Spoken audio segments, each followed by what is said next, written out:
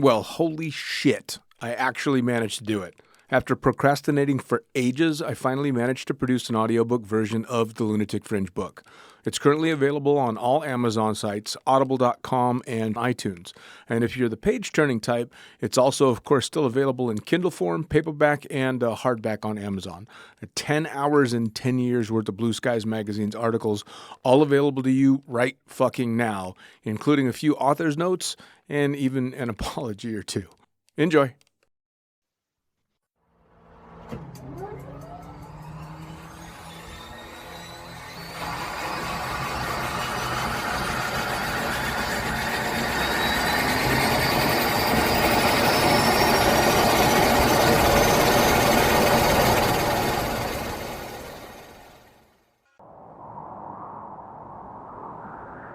In a world. Mate, hold up. We said we're done with the serious intros. Who said? Well, we did.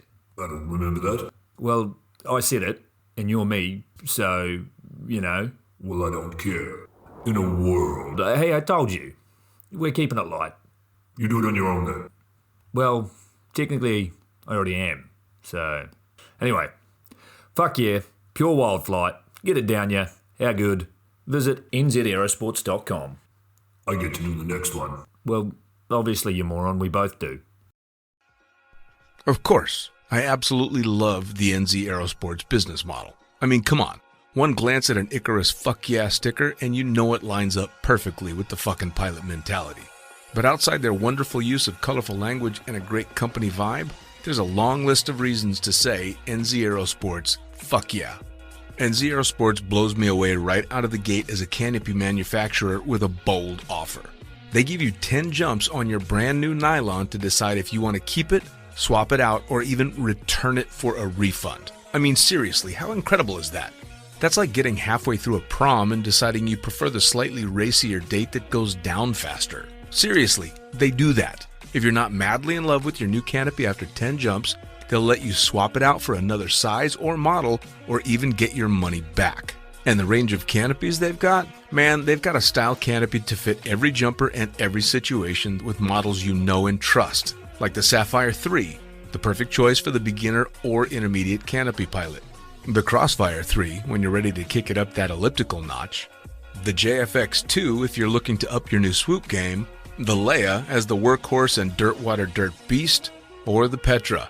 The Petra cranks out crazy power and is nothing short of a record breaker. But hey, it's not always about speed either. Take the Kraken.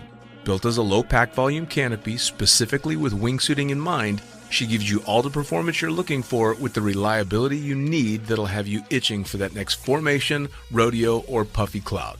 So the equipment is top of the line kick-ass stuff as you already know, but how about the team?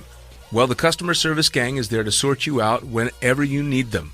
Maddie and Beto are always there to help with Jen holding the reins. They're available for you at sales@nzaerosports.com, and they've got a kick-ass live chat tool on the website if you're wanting to hit someone up right away.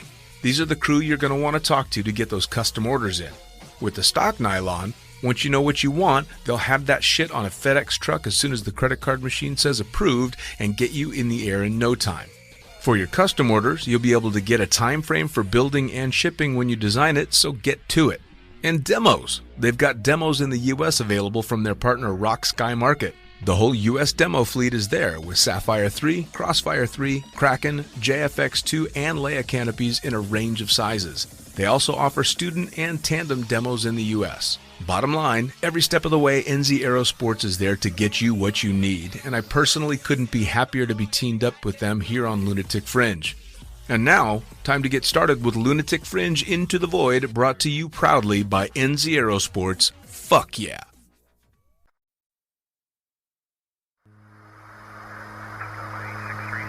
Coming straight from the cockpit, it's another episode of Lunatic Fringe with the fucking pilot.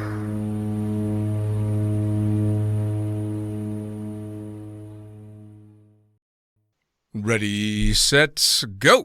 All right, back in the can with another edition of Lunatic Fringe Into the Void, and I've gotten really used to doing it this way. It seems to work best. Let's just jump into it. Who the fuck are you? What do you do? Hi, I'm Jarno Cordia, originally from the Netherlands, these days living in Switzerland since about 2 years now. And Yeah, I do a lot of smart and dumb stuff in wingsuits. I think that basically sums up my career. I like that. I like that. I'd say that's probably the best way you could sum it up. Hopefully, Yeah. dumb and smart, and also a little bit of luck thrown in there too. Yeah, no, for sure. I think definitely if you look at the stuff in the beginning, it was more on the luck side, and as the years progressed, I think getting a bit older, getting a bit smarter, Sure. and these days there's definitely a bit more calculation in what I Nice. do. But Nice. Well, we talked before we started recording about just how long you've been doing the wingsuiting thing, but let's dive all the way back to how you got started, not just necessarily in skydiving and base jumping, but anything extreme. Is this something you've always done, or?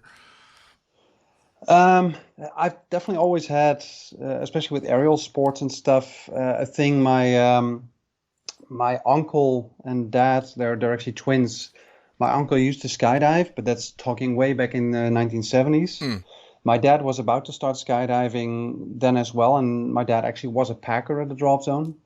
And then my uncle had an accident and broke his back, landing around, I think, into a fence. Oh, And Jesus. that basically had the whole family discourage my father a bit from starting skydiving. But I think he always sort of had that fascination with anything flying and skydiving. So over the years, there was a drop zone quite close to where I lived, and I got dragged here or there to a drop zone or watching like skydive demos. I've Okay. been to a lot of air shows, that kind of stuff. And through that fascination, I think 1999 I started skydiving. Okay. Did always have like a thing with other sports. Like I've done, yeah, I would almost say pretty much everything one way or another. Sure. Sure. But skydiving definitely was the thing that got me hooked. And yes, very slowly that started. It went from like hobby, and then in like 4 or 5 years, it turned into more like part-time work almost. Sure. And then from there, it went from worse to worse until it actually developed into like a full-time job. Sure. Now, was there resistance in the family, especially considering your uncle broke his back doing what you were now pursuing? Was your family going, "Hey, whoa, what are you doing?" I think from my mother's side, there was definitely when I had like 15 jumps and I started doing like two ways and that kind of thing. I sort of got the question like, are you sure you want to like already start now making it more and more crazy, jumping with other people and stuff? But at the same time, she was the one. She's quite a good seamstress, and has actually helped with adjusting a few wingsuits and stuff over the years as well. But I think when I had like 30 jumps, she actually made my first jumpsuit. So there, I think from the family side, there's been nothing but support always, Isn't and it I think in general also. Isn't it funny how you, Also, you get pushback from the family initially, but inevitably they end up either at least accepting it, but most of the time, like bragging about it to other people that their crazy son does this or that or the other thing. So what they were so resistant to, next thing you know, they're like secretly bragging to all their friends. yeah. And at the same time, it's sometimes very sort of fun, humbling, where you post something on Instagram or something that you think looks very cool, and then like your mom is the first to comment, like, "Are you being careful?" or something. It's like, "Mom, I'm being cool for my friends." I think that's kind of that Please. inside joke, though, right? With skydivers, we all kind of giggle. Every once in a while, my dad will put something up on Facebook, and in the classic old man style, everything's in capital letters, and he's not really sure what he's talking about. And you just kind of shake your head and go, all right, well, at least my friends are going to get a good giggle out of this. Yeah. No, I think in general, even though it's there. I think it's good to have a lot of people around you that sort of keep you grounded in that stuff, because it's you can be a very famous person in the sport, but the moment you take one step out of a drop zone, there is not a single person that knows who you are or Right? thinks of you as anything else but like a lunatic that is dealing with some suicidal issues. So Right. That was always one of the things that used to come up too, and people would bring up, what's the end game in skydiving, and what successes do you think you're going to get out of this? Because you're the best at this super obscure thing that you do, and people can't figure out why you do it in the first place, and it's very difficult to explain to people that don't jump. No, and I think even inside the sport, like the motivations vary a lot. You know, for some it's really just an escape from like their normal thing, and or even I think maybe to some a way to be special in a way that they're perhaps not in their normal day job or life. Sure. But I think for me the main attraction is actually just you know, having goals in what you do, be it competitive or be it like in personal skills.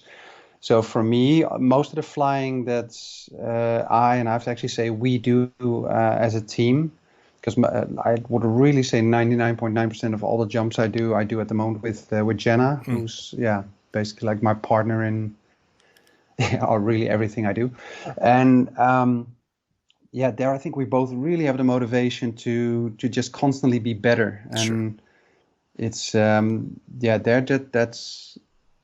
You know, be it like the way a gymnast treats the sport or somebody doing parkour or whatever other sport. I think for us, having those training goals where we want to achieve a certain something, that is to me what makes the flying a lot of fun. And even though just jumping out of the plane and randomly doing stuff, it still excites me and still makes me enjoy everything. But Sure. there's definitely always, with everything we do, there's a bit of a goal behind it. Like in base jumping, my personal thing is really the camera work. Like I really get a big kick out of getting a really good shot. Sure. And we and I think the weird thing is, like, I think to a lot of people that kind of focus on actually treating it always as like training, almost like the way like a swimmer trains for the Olympics. Sure. But I think to us that training is actually what the fun is. And even though like when we go to the wind tunnel in Sweden, the wingsuit tunnel, and we during like the week that we coach there, we always try to at least fly an hour or 2 hours for ourselves as well to train, to keep the skills up, so we have stuff to teach. Sure. But at the same time, it's we never come out of the tunnel like 100% satisfied, but it's always more in a way where it's like, oh, this could be better, that can be more efficient, and Sure. and there it's really nice because I definitely have a big focus on like video in everything I do, which comes from my previous job where originally I'm actually a 3D animator, special effects artist, and doing like a lot of stuff with basically with camera, graphics, that kind of stuff. Okay. So basically there is almost not a thing that I do that is not on camera, which is funny because Jenna has the complete opposite thing. She's really about enjoying the jump and really Sure. doesn't give a hoot about what is on video. Sure. Which definitely has been a thing that I sort of also had to learn and actually now enjoy a lot more. Like most of the base jumps we do are completely without cameras. Sure. Well, now when you got started in the sport, you obviously, if you are a 3D animator and have some serious education behind you, you were doing other stuff besides just jumping out of airplanes. So how did that all blend together when you started jumping? Apparently you were going to school and all this. So how'd you end up just jumping off cliffs and shooting videos? Well, actually, I started jumping. I have to do the math, but basically judging the gray hairs, I think I'm quite old at the moment. I started jumping when I was 21 or something like that. So I'd already finished school. I was actually done with school quite early because Wow. from a young age, I knew what I wanted to do. So I think I was 17 when I was already done, and then already working for a small TV station. Oh, wow. Doing like editing and that kind of stuff. I started in 2000. I started jumping in 1999. Mm-hmm. But in 2005 is where I basically started my own company, 3D animation stuff, and together with back then a friend, and that actually grew to like having 2 people working for us and a small office in Rotterdam in Holland. Oh, wow. And actually not being too unsuccessful doing stuff like editing, little animation, special effects work for video clips, that kind of stuff. Wow. But being like my own boss, it also allowed me to sort of do this thing where I would work like an idiot for two weeks in a row. And then if there was no work, instead of just sitting in an office, I would actually go away for 2 weeks, 3 weeks. So started to plan the work a little bit where it developed basically from having like a full-time job to, I think the whole self-employment thing for me was always a way to sort of try and work smarter, not harder. Sure, And sure. And even though I would have loved to work in skydiving right from the start, I do believe that working like packing on the drop zone or that kind of stuff, um, it is indeed working in skydiving, but I think having a really well-paid job outside of skydiving and purely doing skydiving as hobby, it definitely allows you to acquire skills a lot quicker, which in the end will allow you to sort of, make a living out of skydiving in like a more fun way. Sure. Well, I think that's the key, right? Is for people like me who I didn't do the packing mat route, but I started shooting video very, very early on in my career. Yeah, and then yeah. next thing you know, I'm doing tandems and AFF, and it became an all-encompassing way of life to the point where on a day off, the last thing in the world that would cross my mind was going to the drop zone to fun jump. Because I had just done, 75 jumps this last week or 100 jumps. So I think doing it that way, you keep that, I don't want to say the enjoyment because I enjoyed the hell out of all the years that I worked full-time jumping, but there's a bit more passion involved when your skydive is 100% yours and not your students. So Yeah, definitely. I mean, that is, I think, also how for me it turned into like an actual job that actually almost happened without realizing. I started wingsuiting basically winter 2003. And then, so that's now, what is it, 19 years ago, 18 years ago? And that's the thing I always hate now about this age. Like when you register on a website, you have to scroll back so far to find your birth year. Oh, tell me about it.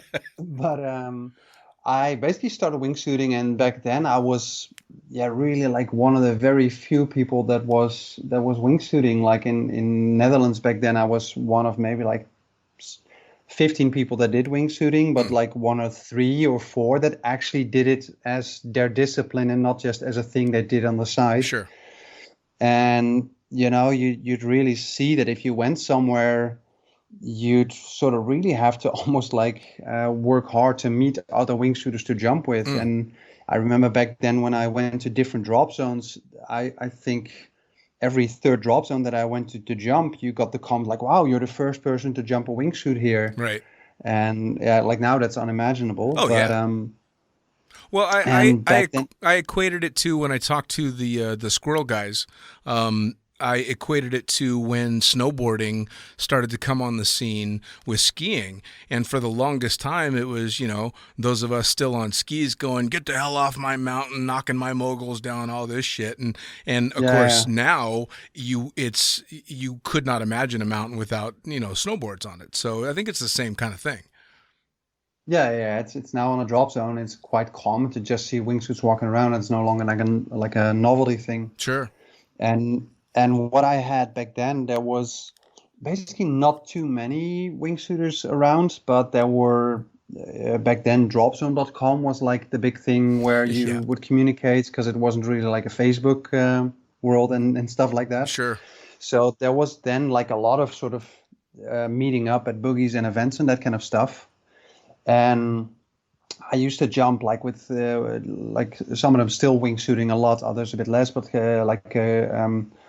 or even just people I looked up to, it was like Craig Poxon from the UK, Andy Ford, those kind of people there. There were people that you'd see at like various boogies. Sure. Like I went to the Hercules boogie 2004 in Sweden, spent a good 3 days falsifying a logbook because I had 300 jumps, and then I suddenly read that Sweden demanded 500 jumps to fly a wingsuit. So... And then basically several people around me said, just write a few pages and just say, 500. That's just a Swedish local rule. Sure. So I arrive at the check-in at the boogie, show my paperwork, and sees how many jumps do you have. I'm like 540. And I really, from like jump 300 to 540, I wrote a story for every single jump, forged different signatures of people, everything. And then they never asked for the logbook. Of course. Of course. Oh man. But yeah, no, and that was fun. Like I think at that boogie we flew like the first 14-way, like a V formation. Sure. And that was all super cool stuff back then. And yeah, I think that boogie in 2004 definitely sparked like an enthusiasm with me for the wingsuiting, where I I basically did a bit of free fly and a bit of tandem video Sure. and a bit of FS4, like a bit of everything. Like a little bit of everything, but not really good at one thing. Right. And then wingsuiting really clicked, and especially when I was doing like back flying and nobody else could really do that yet, I think. And then also like jumping with Andy Ford in Sweden, that was definitely like, so somebody else having like a similar amount of fun Sure. with the wingsuits. That sort of just made me more and more want to be better at it. Sure. And through that, more and more people started asking me for tips about flying. And I mainly, doing a few events here or there, I mainly got annoyed that it was, unlike other disciplines, it was very disorganized, just people jumping on loads randomly, not really, like if you join a good like organizer in free fly or FS, you do the same jump 2-3 times until it works, Sure. and there's not just randomly people walking on at boarding time. So I basically organized like my own thing, going to like Empuria Brava in Spain and having like, I think we had like 10 people that I knew that were okay flyers and everybody a bit disciplined, and we started doing stuff there, and we did really fun, cool flying like 2005 to 2008. Sure. And then at some point that developed into some of these people asking like, hey, we really enjoyed that. Could we actually pay you to come with us on like our next trip to do that? And sort of, unknowingly that developed into coaching, and in the beginning just for, like getting expenses paid, but Sure. at some points getting asked so much that it's became an actual job. Well, and you're also talking about a time, especially with wingsuiting, when I think the whole industry and the whole sport was trying to figure out how to do it safely, right? I mean, where the hell do the wingsuits go? When do they get out? Where should they be flying? I mean, lots of scary stuff in an environment where you're having to learn with skydivers that don't just fall down anymore or at an angle. They're going all over the fucking place. And for those of us in the States, we, especially sitting in the pilot seat, we had to contend with wingsuiters loving clouds, as you would, and getting their pilots in a shitload of trouble because the FAA says it doesn't matter how far that wingsuiter flew to get to the cloud, it's still the pilot's fault. So you were there when it was all, I mean, you guys were having to learn all these lessons firsthand, and the changes you must have seen. Yeah, it's there. I'd almost say, sadly, there is a lot more knowledge now, but I do think it's at the moment still quite spread out. And at the same time, there's also, I think, a lot of stuff now that is just been perpetuated in terms of like what people say. Sure. But there isn't really sort of like what you have with free fly. If you ask a coach like, how do I go forward? How do I go backwards? Every single coach will give you the same tips. Sure. Quite excited to talk about free fly because Jen and I are actually just getting into doing a bit of vertical tunnel recently. But if you ask like a wingsuit coach, like how do I do this or that, there's several ones that can give really good like meta advice, like do this with your shoulder, do this with the arm, do this with do this with your angle. But a lot of the sort of stuff you hear currently in wingsuiting is still sort of like more like you're attending a yoga class, like, feel the speed and go with the angle, feel the flow and that kind of stuff. So I think wingsuit compared to other disciplines still, I think, has a long way that it can go. And I think especially in what's possible, if you look at like the amount of dedicated repetitive training that FS and free fly teams or individuals do on certain things, I think there's very few wingsuit skydivers or base jumpers that put that amount of dedication into like just repeating one single task to get super precise at it. So there, I do still think that wingsuit now is at a point where free fly was 20 years ago, and I still think if we could fast forward 20 years, it probably still has a very long way to go. And I don't mean that we're now in the Stone Age. I just mean that I think there's still so much room for Oh, sure. Well, growth I in think terms of what you can do. I think the progression's just going to continue. I mean, as an outsider, I've seen it just, these huge strides, at least to me. Obviously, to somebody like you that's in it every day, it seems to be coming a little bit slower, but it's people like you that are doing the coaching and teaching people that helps that along quite a lot. And I'd imagine, too, because you started coaching and wingsuiting so early on, that had to have improved your flying exponentially as well, right? I mean, yeah, it's there. It made me, but that was actually almost the other way around. Like I was already before, through sort of my work obsession with video. Like any second of video I got, and like way back there, back 2004, 5, 6. Finding like somebody else that jumped wingsuit, and then on top of that somebody else that jumped camera was almost like a rarity. Right. So any video that I got, I definitely sort of overanalyzed. And 2006 I started jumping with a friend here in Holland, and we actually formed like the team name that we still use, the Fly Like Brick, which at that point was a joke, but at the moment it's sort of become the brand name. I think it's great. And yeah, I think at the time our website read like Fly Like Brick is a wingsuit team. Fly Like Brick is our Indian name. And I think the second line was something like, we are Europe's best wingsuit team. And then it said something like, which is similar to being the only gay Eskimo, because there are no other European wingsuit teams. I think in today's politically correct cancel culture, I think that website would have disappeared ages ago. Yeah. Well, I think in the PC world, skydiving still lags behind a little bit, thankfully. Or I would have been, they would have thrown me off the magazine and taken me off the air a long time ago. No, for sure. No, and there the whole, definitely like in what I was doing, it definitely professionalized slowly as I went along. And I think just through my own passion for doing like nicely edited videos on everything I did, I think I sort of got quite a bit of I think following or popularity is too big a word, but you definitely notice that I was getting a bit noticed through just all the nicely edited videos. Sure. Which also with some people created a very incorrect image of what the videos, of course, are all the edited good moments. Sure. But of course, there's a lot of crap. Sure. Like bad flying, bad transitions and stuff that doesn't make it into the videos. Sure, of course. But yeah, and I think that for me is still a big thing. Like I still love trying to capture what we do on camera and make like nicely edited videos of it. That's still like that whole visual aspect for me is still a big thing. Well, and of course, you were ahead of the game before social media was what it is now, because now if you don't have a good visual presence in social media, you're fucked. If you're trying to keep any image out there. There I'm actually sort of sad, like the whole Instagram thing, that I actually got into it so late in terms of the following you see people build. Sure. But also not really as a complaint or anything. But I think I've only been using Instagram for about 4 years. Sure. Sort of like, really, I think I made an account in like 2015 or 16 when I went to China to that World Wingsuit League, and they sort of demand that you have an Instagram account. Right. So I made an account and then didn't do anything with it. Besides putting like 5 photos on it, I didn't do anything with it for like 2 or 3 years. Sure.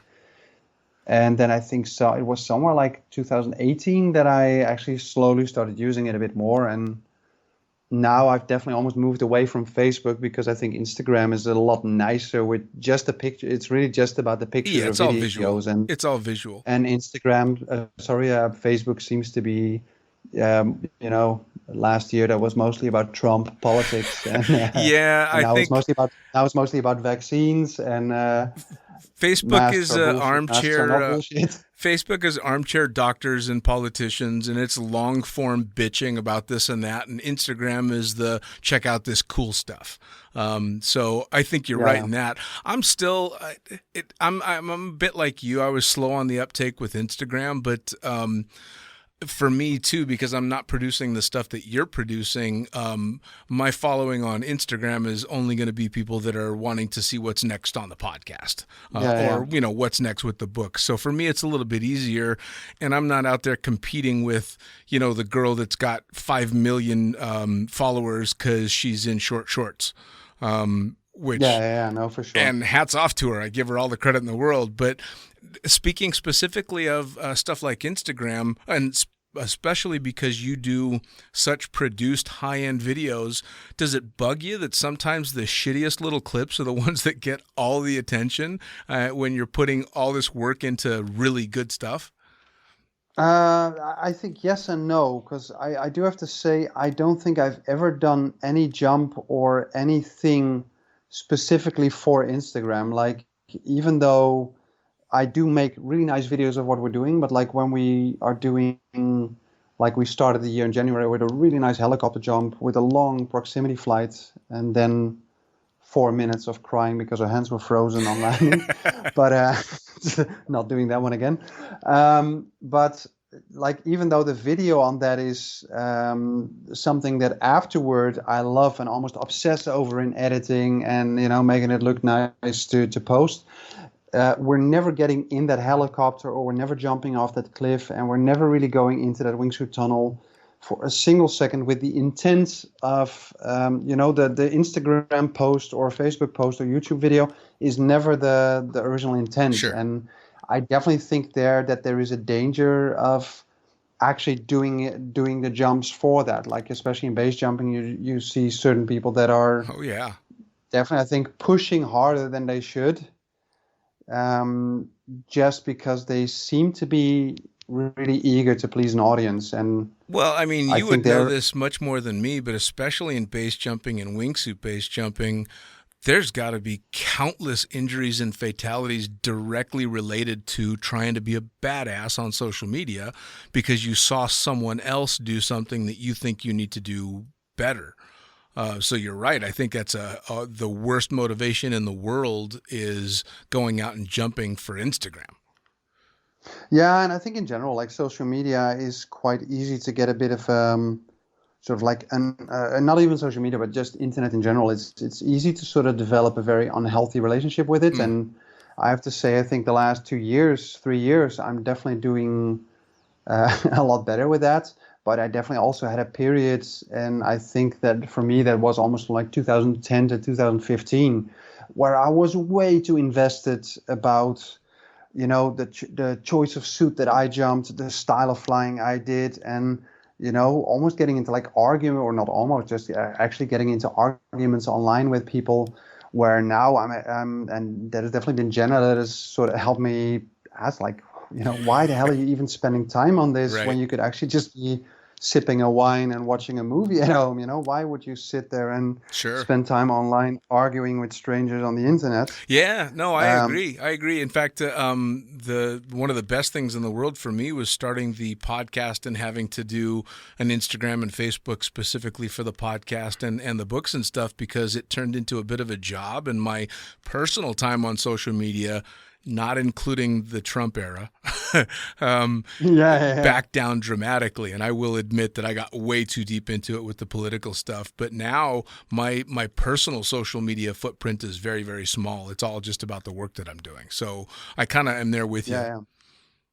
Yeah, it's I think the last 3-4 years, I thankfully haven't had like personal life. I think we're both trying to keep that fully sort of off limits for online, and mainly try to just almost trying to treat the internet like a post only thing.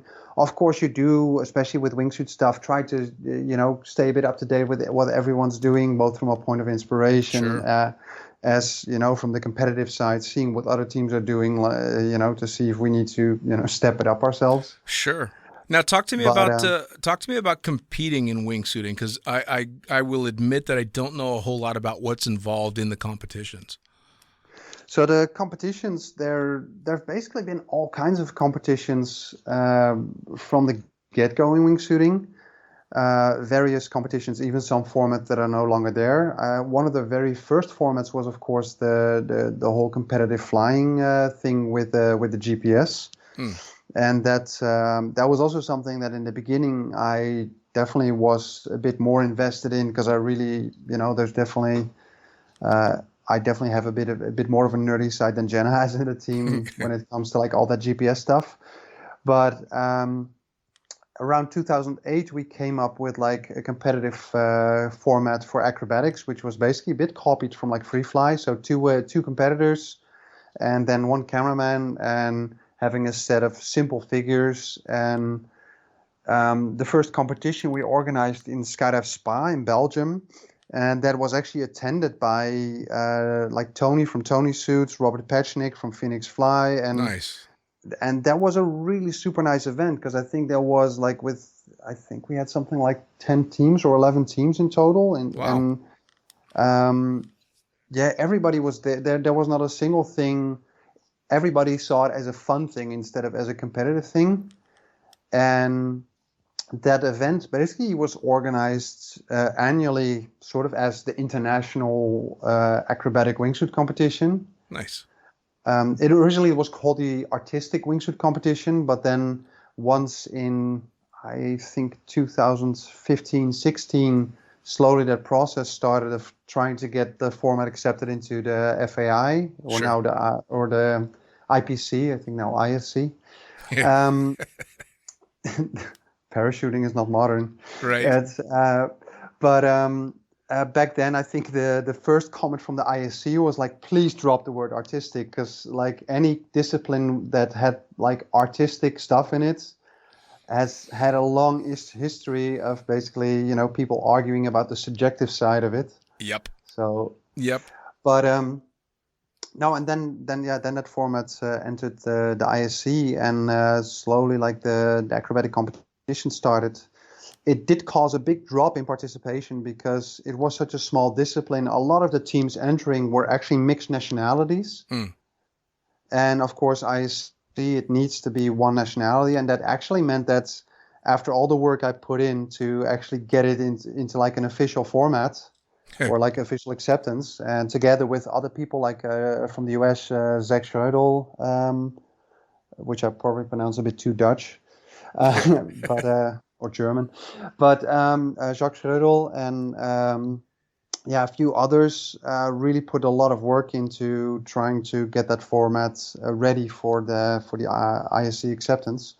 And then at that point, I was no longer allowed to compete in the format because at the time my teammate was Belgium, and even though for me that was a 1.5 hour drive, I wasn't allowed to compete with that guy.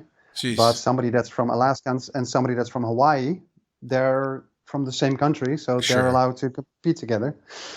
But through all kinds of weird travels in life, a lot of bad life decisions, I definitely hit a bit of a low spot in my life, and then actually came in contact with Jenna, who both from the side of jumping really sort of reignited the flame and turned my jumping from doing almost full-time like boogies and things everywhere to mainly doing the work in the wingsuit tunnel, which at that point had just started for about a year. Sure. And together with her, figured out a lot of the stuff that we're actually at right now that's being taught in the wingsuit tunnel.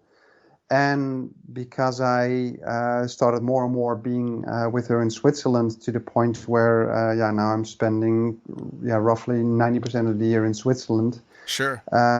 Actually was able 2 years ago to start competing for Switzerland. That's been amazing, actually, sort of being allowed to compete in the format that I sort of had a part in actually developing. Right. After all this time. And Jenna there had exactly the same drive I had in terms of wanting to be better, and we will spend in the wingsuit tunnel sometimes an hour of flying just on getting one certain dock or one certain move like really like tightly into the hand, or like trying to not fly faster but trying to fly like cleaner and more effective and just getting better, and that whole so the competitive drive has been amazing. And I think at the moment in the current state of the world, both of us are equally frustrated because we love the wingsuit tunnel, but we're both aching to really go somewhere and do like a good 100 jumps to actually, start training for the Mondial, which hopefully is happening this August. Yeah, hopefully. Now, in regard to the tunnel, before we started recording, I had said that I still have yet to put on a wingsuit and get out and jump. And you kind of laughed and said, yeah, don't, just come to the tunnel. So tell me about the tunnel and why the tunnel would be, for anybody that's listening that's like me, that it maybe has been jumping a long time but has never put on a wingsuit. Why is that tunnel a good way to start? Well, I think two things. Like, I think one, if you suck at FS, you get coaching. If you suck at free fly, you get coaching. If you suck at a wingsuit, people tell you to buy a bigger suit or a different pilot suit or a different rig or open the corners of the. It's a very gear-focused discipline. Sure. And I think the really nice thing about the tunnel is that the slightly scary part of like the wingsuit jumping, where everybody has this fear of like cutaways and other things, even though, it's not needed. In the last, like I've had in 4,500 wingsuit jumps, I've had 2 actual cutaways, and the last one was a good 2,000 jumps ago. It's like, it's not needed, but definitely it can be a scary thing. And sure. I think for a lot of people, it can take the enjoyment out of it the first few jumps. And the wingsuit tunnel, it allows somebody to come there and really just focus on the flying. And then if you actually like the flying aspect, then you can take it outdoors, and then you don't start sort of having to get used to handling all the gear on top of your normal skydive, but you do already have a good background in skills and flying, sure, where you sort of know what you're doing, when you jump out of the plane. A bit similar to what they these days do with these sort of like pre-AFF tunnel courses. Sure. Well, and I would imagine, though, especially with the wingsuit equipment nowadays, the suits are so fucking high-tech, and they're so impressive with the power that they have. I would think in the real world, not in the tunnel, it would be very easy for someone to get themselves in trouble with a suit that's way too much for what they're capable of handling. Yeah, for sure. And they're... like there's of course all kinds of set jump numbers, like wait until you got 50 jumps to jump an intermediate suit, wait until you got like a good 200 jumps to jump like an advanced suit. But if all your friends are in a big suit and on the drops and you're just doing solos, then it's quite easy to go there. And I think what the tunnel allows is it does definitely blur sort of that line of like how many jumps do you need to do this and this. But it doesn't really matter if you're flying a small suit or a big suit. You're purely focused on the skill aspect, and if you fly with the right technique, then anything you do works either in a small suit or a big suit. And it definitely, I think, also allows people to sort of skip that phase of needing to do 50 solos to get the basic control, where you do half a dozen to a double dozen jumps to just get used to jumping the suit or two ways. But it allows you then to already have the skill to actually comfortably fly with others and do a lot more creative stuff with the suits, more in the way that you do with free fly or FS. Well, for somebody like me, I think the tunnel would be epic for getting over what you were talking about in the beginning, which is basically gear fear. Being focused on being worried about what could go wrong instead of focusing on, what you're trying to learn to do. So for somebody like me, that would be fantastic. Yeah, we even do stuff like we have like this small dummy belt with a pilot chute handle on it, so you can even do like practice pulls and all the stuff in the tunnel. So it definitely allows you to go through the full, the full aspects of a wingsuit jump, and just get comfortable with at least that side of everything, so that first actual jump is hopefully at least a bit less scary. Sure. Yeah, and absolutely. Yeah, we're definitely seeing that we quite often hear back from like coaches, out there on drops, and they contact us like, we just had this guy that did like 2 hours with you guys, and he just came to the drop zone, and it's like jump 5, he was actually leading like a 4-way on his back, and that's the tunnel, man. That's been a big thing, and it's definitely the wingsuit tunnel. It's a bit more limited than vertical tunnel in what you can do. Because like in vertical tunnel, everything sort of has, you can fly feet first or head first. But imagine the flying in the vertical tunnel only had head down. then you'd also be a bit more limited in what you can do. Sure. But even there, I think Jen and I are both like personal flying probably close to about 100 hours over the last 3 years. Wow. And then coaching, we're both at around 1,500 hours or something like that. Jesus. Well, I mean, I know from my own personal experience, teaching people always made me better at whatever it was I was teaching, because I had to mentally break down what it was I was doing to be able to explain it to these people. So with 1,500 hours of teaching people, you must just have it dialed in. Well, it's of course there's also a lot of it is like when you're waiting for somebody to dock, sometimes you're just lying there on your back, completely static, holding out a hand, and then, just giving pointers in body position. Sure. But, and of course the thing you have in the wingsuit tunnel, I would say about a third of the coaching we do is actually us walking in the tunnel. But that is also what makes it so much nicer, because like teaching somebody back flying, normally they would jump out of the plane. And if they basically screw up the exit, or they're bending the legs down and they're basically going down, spiraling down like water down the sink, then basically the jump is over. And like in the tunnel, what is so amazing is that Jen and I always teach with two coaches at the same time. And then it's me walking or both walking, and like teaching somebody to backfly. I basically hold them by the collar, hold them by one arm, and you put them on the back. And then Jenna flies in a wingsuit next to them and basically shows them what to do. And you can really do that thing where if somebody's flying a bit bent, I just grab the head and put it in the right position. And in the sky, you're happy if people are even watching you, when you're coaching somebody. So there, if you're actually looking at like from a coaching point of view, I get to actually on a daily basis, I get to teach about like 3-4 hours worth of flying. So if you put it in jumps, I think Jen and I have done like each 15,000 jumps worth of coaching in that tunnel, which is amazing. And they're having done like the full-time jumping thing for many years. You end up going to a drop zone, and sometimes you just sit around all day waiting for weather. So it's also from like a time effective thing. It's really nice. And same with weather, of course, not being weather dependent. Yeah, no doubt. Now, do you have a bunch of base jumpers heading your way looking to learn the wingsuit skills to take to the mountains? Yeah, for sure. It's. I definitely think there is the biggest interest seems to be mainly from the skydiving side, the people with like formation flying or acro stuff in mind.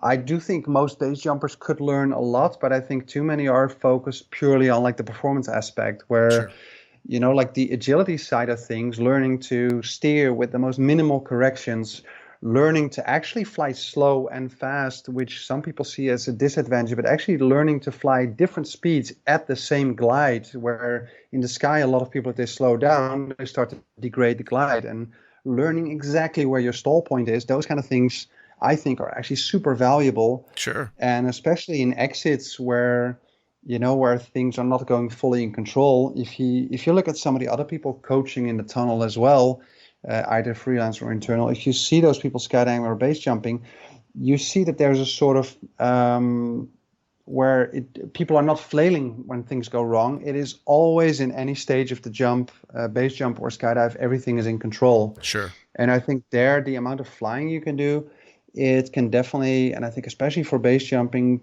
teach you a lot of stuff about just the really fine skills in terms of, or the really fine motor skills in terms of control. Sure. Well, I know in talking to Nick Scalabrino and Matt Munting, a part of the reason that they are as successful and as dialed in as they are on a lot of their base jumps is because of the free-flying background of Nick. And they jump. They are also, I think, if you're looking at the people that are actually doing the amazing stuff, they are just flying a lot. And like if you look at Matt and Nick, they basically, if they're not on a cliff with a wingsuit, they're on a plane with a wingsuit. Sure. And if they're not doing that, then they're free flying or doing other stuff. But it's in the end, people start, especially in base jumping, a lot of people, like they asked me like what my experience was or what Jenna's experience was when we started. And I had about 2,500 wingsuit jumps when I started with base. Jenna had, I think, 2,000 plus, like a good 500 hours in the wingsuit tunnel. And then people say it like, holy shit, that's a lot. But if you look at somebody that has like 100 wingsuit skydives or 200 wingsuit skydives and wants to start wingsuit base jumping, imagine entering a martial arts tournament with 3 hours of martial arts experience. Sure. Or running a marathon, and it's like, I've been running like a total of 3 hours in the last few weeks or the last 2 years. Right. If you're looking at actual practice time, regardless if it's skydiving or base jumping, you're not getting a lot of practice time out of it. And their stuff, be it like skydiving a lot or be it tunnel, I think most of the seasoned jumpers that you'll talk to, they all have an incredible background in either other disciplines, but usually on top of that also wingsuit skydiving. And it definitely seems to be a bit of a dirty word for some, like, fuck skydiving, I prefer base jumping. But if you see like the stuff we manage, like Jen and I, like when we're jumping like in Lauterbrunnen, which is not the highest cliffs in the world, but the stuff we managed to do there off like a low cliff in like a 10-14 second flight, we're actually doing quite a lot of acro stuff. Sure. Where other people are just spending, they're running up and down 10 times a day, but they're basically repeating the same mistake 50 times, trying and then hoping for a different outcome. Sure. And it's there like that, doing any kind of dedicated training, tunnel or skydiving, it's, I think, the basis to actually improving. Sure. Well, one of the things that I've seen, and I was lucky enough to talk to Nick and Matt about it, is the progression of the wingsuit base jumping kind of backing away from the dirty, low terrain flying and more into the technical aspects, not quite down in the dirt and a little bit more off the terrain, which for people like me who are watching my friends do these things is a nice deep breath I get to take, because they're not, clipping trees, No, and there's a lot of things. Like I really enjoy with camera work, flying with basically a bit longer lenses. Like instead of like a fisheye thing, you fly with something like, say, like 35 or even 50 millimeter. Sure. And then the type of flights that Jen and I do are never really close to terrain, but with basically careful lens selection, the visual you get is actually one that gives a lot more speed, and it gives the illusion of proximity without actually going into like the whole dangerous side. And like if it's about, thankfully that game ended a bit, but that whole game of like who can fly lowest and closest, it's like everybody on the base fatality list won that competition. So it's there is, like I think if it's about who can fly closest and live, I think Jeb Corliss sort of is the undisputed winner.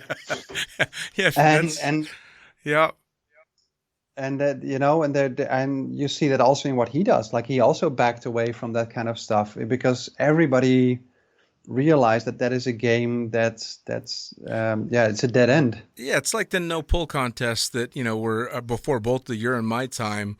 Obviously, you don't want to win that game. No. We both, even though I'm not directly in that world in the base jumping stuff, have more than a few friends that I've lost along the way. Not necessarily because they were trying to get dirty low, but because that's just where the flying was at the time. So it's very nice to see the skill level of the flying going up right along with the flying getting a bit away from the terrain. So I love seeing it. But I think that's actually because it's two different things. I think, and that is, I think, in general, a bit of a problem with like less with skydiving, but especially with base jumping.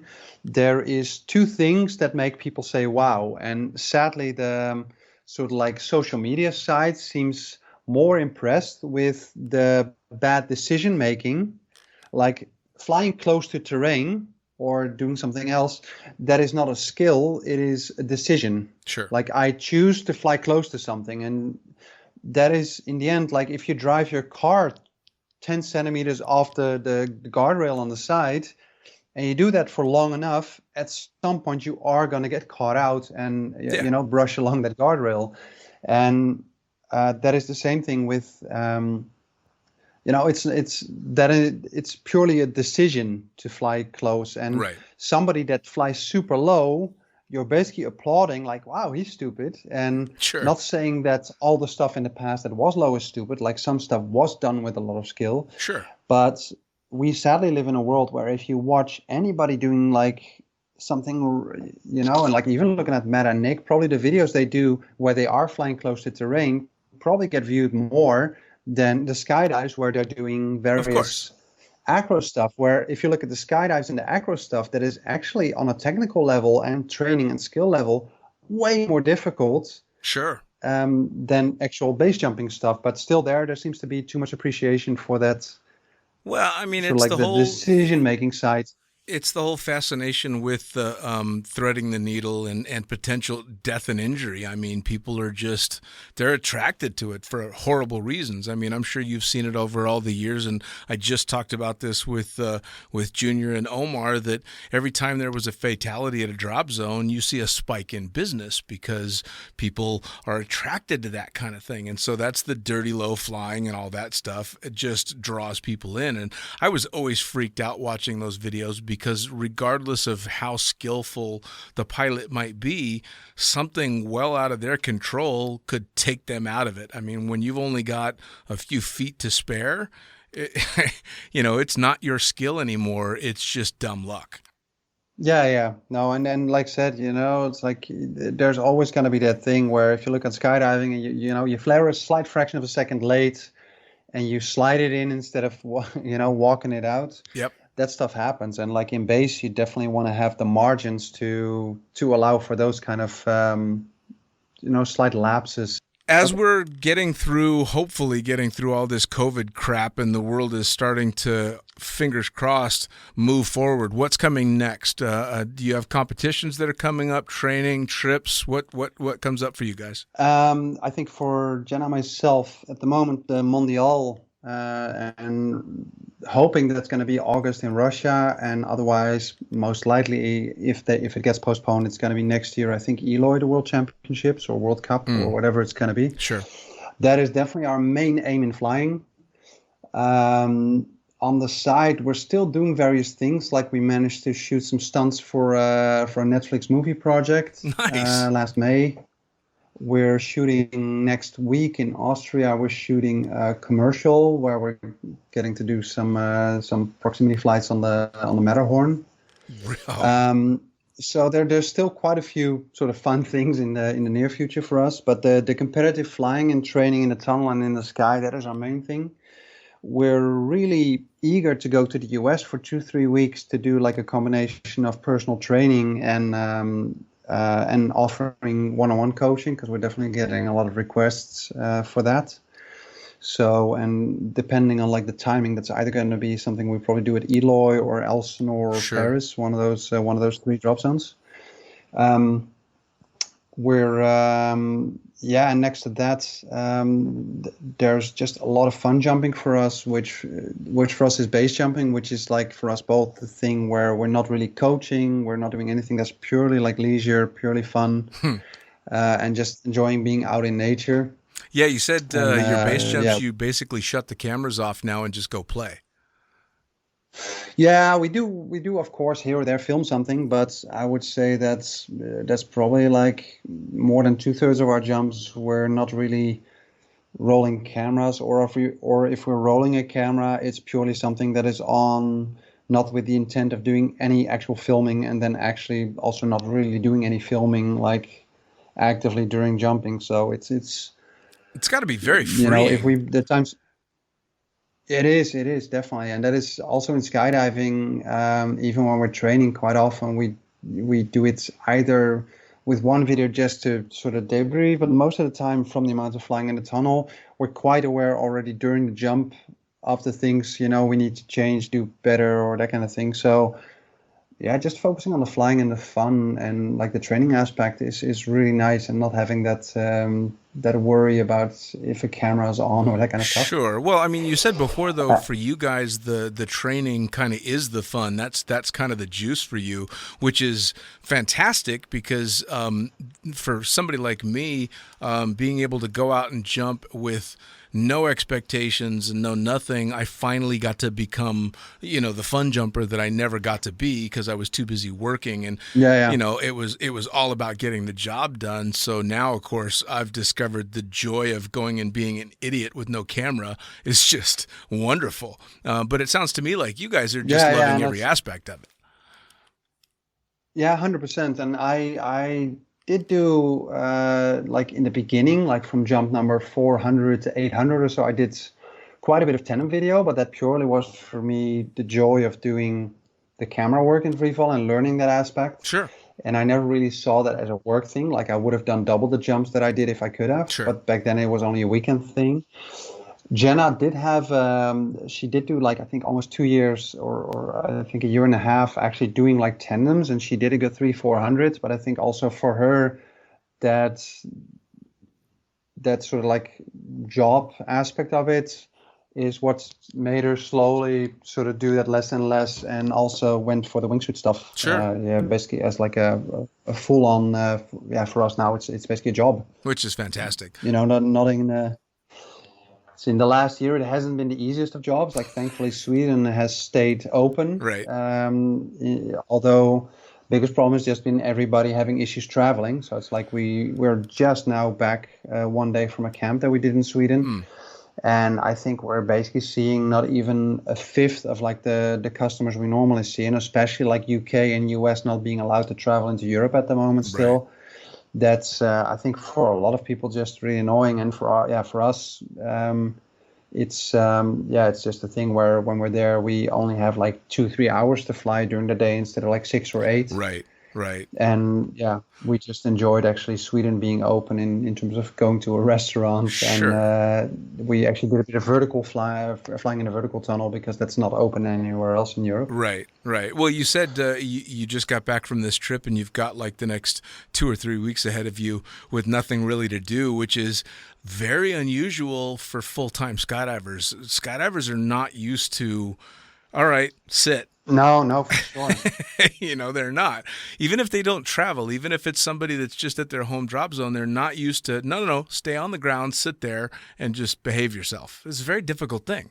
Yeah, and it made me pick up a lot of stuff that I hadn't done in years, Like I actually been drawing quite a bit again, which was actually something that by profession I was trained to do, but right. As I got work, I never did it for fun anymore. Actually 2004 already, I started writing down all the things in wingsuit flying that I thought were like cool to put to paper because there was nothing. And I did put out like various videos, little tutorials and those kind of things. And they were always, like well watched and everything. Over the years, I think I wrote a good 60 pages of what was intended to be like my wingsuit book that I wanted to publish. Sure. But then that was basically written from like 2004 up to 2012, 13 or something. But then that died a very lonely death on a hard drive somewhere. Basically, it's still there, but just didn't continue on it. And now last March, I basically picked that whole project up, read what I wrote back then, but fully tossed it and started from scratch. Nice. And started actually writing on it's always been a bit of a dream to like actually, publish a book, do a TED Talk. Those are sort of like the little cool things that you sort of hope to do at some point. And that book project now, I'm in basically writing the last 3 chapters, and I'm now almost 300 pages in. Amazing. And the aim is to actually publish that like end of March. So this month, so I'm putting a bit of pressure on myself to actually finish that in time. That's fantastic, man. I'll tell you what, that's such a huge accomplishment, especially considering the span of time that you're talking about. Yeah, and it's. I think it also. I definitely also got a bit sportier again during the whole lockdown, right? Which is also good. I definitely got a bit more on the pudgy side, and you do want to keep fitting in those wingsuits. And like especially having a girlfriend / teammate that is insanely fit and sporty and everything she does. She's flying with Mr. Toad next to her. That's not going to help. So there, I definitely had to sort of step up and get a bit fitter, get a bit lighter and stuff. Nice. To actually just as a team to fly successfully together. Well, hopefully you guys will be ready to tear it up once the world stops spinning off axis and gets back to normal, or at least a little bit. Yeah, we hope so too. And and there are also like various other things. Like there's the already quite a few years flew with a wingsuit with jet engines on like jet boots. Yeah, I actually wanted to talk to you about And that. I saw going through your Instagram a picture of you with that setup, and that looks pretty fucking intense, man. It's not too bad. I also have to say I wasn't actually the first one doing that. It was actually a Finnish guy, Visa Parviana, which I'm probably pronouncing shitty, which I should be ashamed of because my name is actually Finnish apparently. But so I should at least know how to pronounce something Finnish. But he was the first one to actually jump with like the jet engines on the boots, and he actually already then managed like sustained level flight and climb.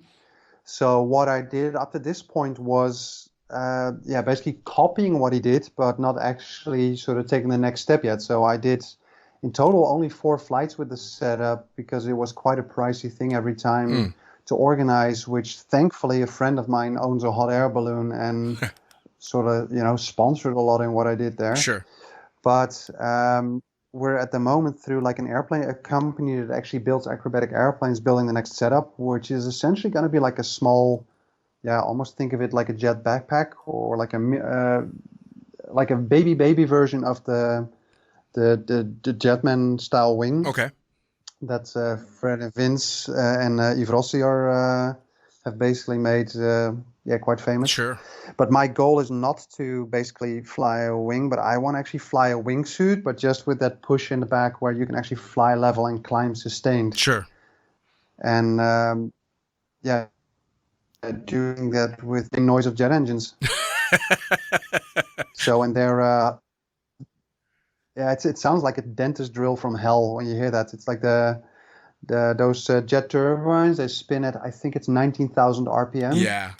And it's an insane sound. Like even 2-3 kilometers away, you still hear that. Yeah, it's got quite a whine to it. I've heard them. And it's I think that's going to be quite cool. So it's the aim is in 2-3 months to start doing some tunnel testing with basically a version of the like the jet pack without the motors in it. Nice. Then starting some skydives with it also without the motors, and then actually through like end of season to hopefully start. And most of what I'm saying now with the jet stuff it's not the priority. The priority is really the competitive training, Sure. and all this stuff is more fun on the side. And that is the aim. So like post World Championships to have that stuff to focus on more. Nice. But then, hopefully also have some very cool stuff to show and do. Well, I'd say you've got a full calendar when it finally opens back up, so that you've got more than 1 or 2 things to keep going for sure. So now, no, and they're.